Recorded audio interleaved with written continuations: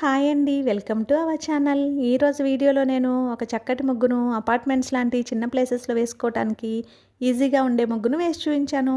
చాలా బావుంటుంది ఈ ముగ్గు. వీడియో చివరి వరకు చూసి మీకు కనుక నచ్చినట్లయితే మీరు కూడా మీ వాకిట్లో వేసి ట్రై చేయండి ఈ ముగ్గుని. ఈ ముగ్గు కనుక మీకు నచ్చినట్లయితే వీడియోని లైక్ చేయడం మర్చిపోకండి.